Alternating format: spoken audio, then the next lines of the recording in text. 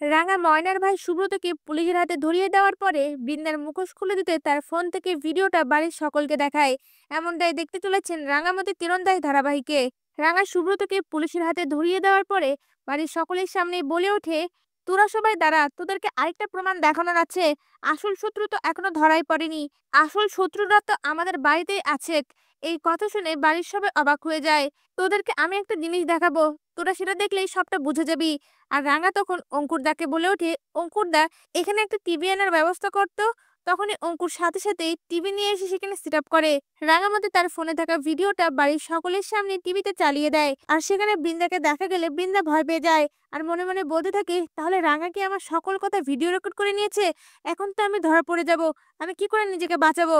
এগুলো নিয়ে ভয় পেতে থাকে। আর সেই ভিডিওর মধ্যে বৃন্দা সুব্রতর সাথে যে কথাগুলো বলছিল সকল কথাগুলো বাড়ির সকলে শুনতে থাকে।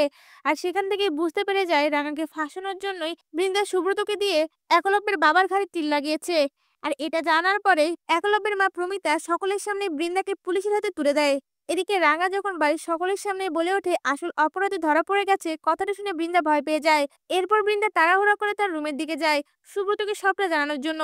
রাঙা বুঝতে পেরে গেলে রাঙা ওর পিছনে পিছনে তার রুমের দিকে যেতে থাকে। এদিকে বৃন্দা সুব্রতকে ফোন দিয়ে বলতে থাকে, যেভাবেই হোক রাঙাকে এই রথের মেলার মধ্যে মেরে ফেলতে হবে। ও আমাদের বিরুদ্ধে প্রমাণ পেয়ে গেছে, আমি এই ভয়ে থাকতে পারবো না। সুব্রত প্রথমে এই কাজটা করতে ভয় পেলেও বৃন্দা জোড়াজুড়িতে রাজি হয়ে যায়। আর এই সকল কথাগুলো ফোনের মধ্যে ভিডিও রেকর্ড করে নেয় রাঙা। অন্যদিকে পুলিশ অফিসার সত্যজিৎ বৃন্দা যে নাম্বার থেকে সুব্রতকে ফোন দিয়েছে সেই নাম্বারটা ট্র্যাক করে সকল ভয়েস রেকর্ড করে নেয়। এরপর দেখা যায় রাঙা রুমের মধ্যে গিয়ে এই সকল ঘটনা পুলিশ অফিসার সত্যজিৎকে বললে সত্যজিৎ বলে ওঠে, আমাদের কাছে প্রমাণ আছে, তাহলে আমরা এখন হাতে নাতে ধরে ফেলতে পারবো। কিন্তু রাঙা তখন থামিয়ে দিয়ে বলে ওঠে, না, আমরা আগে সুব্রতটাকে ধরবো, তারপর তার মাধ্যমেই তার মুখ থেকে আসল সত্যিটা বের করে বড় বৌদির মুখোশটা খুলে দেব। পুলিশ অফিসার সত্যজিৎ রাঙার কথায় রাজি হয়ে যায়। এরপর দেখা যায় রথের মেলার মধ্যে একলব্যের বাবা মা রাঙার হাতে সেই তীর ধনুক তুলে দিতে চায়, কিন্তু রাঙা কোনোভাবেই তীর চালাতে রাজি হয় না।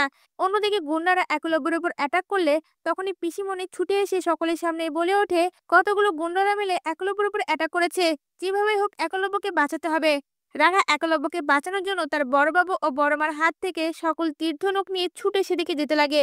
আর গুন্ডাগুলো একলব্যের দিকে বন্দুক তাক করে দাঁড়িয়ে থাকলে তখনই রাঙা তাদের দিকে তীর তাক করে বলে ওঠে, দাঁড়া। গুন্ডারা রাঙার দিকে তাকানো মাত্রই রাঙা একটা তীর ছুড়ে দেয়। আর তীরটা একলব্যের গা ঘেঁষে গাছের আড়ালে লুকিয়ে থাকা সুব্রতর ঘাড়ে গিয়ে লাগে। আর সাথে সাথেই সুব্রত আ বলে চিৎকার করে মাটিতে পড়ে যায়। তখন রাঙা সকলের সামনেই বলে ওঠে, এবার তীরটা নিশানায় লেগেছে। তখনই পুলিশ অফিসার সত্যজিৎ তার গ্যাং নিয়ে সেখানে চলে এলে সকল গুন্ডাগুলো পালিয়ে যায়।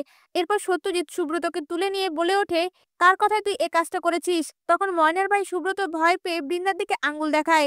আর তখনই বসুবাড়ির সকলে অবাক হয়ে যায় আর সাথে সাথে বৃন্দার দিকে তাকিয়ে বলতে থাকে, বৃন্দা, তুমি এ কাজ করেছো? তখনই বৃন্দা অস্বীকার করে বলে ওঠে, না না, আমি কেন করব, আমি বাবার কেন এত বড় ক্ষতি করব? এটা আমি করিনি। আর আমার সাথে তো অনেকদিন ধরে সুব্রতদার কথাই হয় না, তাহলে কেন আমার নাম বলছে আমি জানি না, এ বলে নাটক করতে থাকে। তখনই রাঙা তার ফোনে করা সেই ভিডিওটি সকলকে দেখায়। আর সকলেই বুঝতে পেরে যায় এই সকল কিছু করেছে বৃন্দা।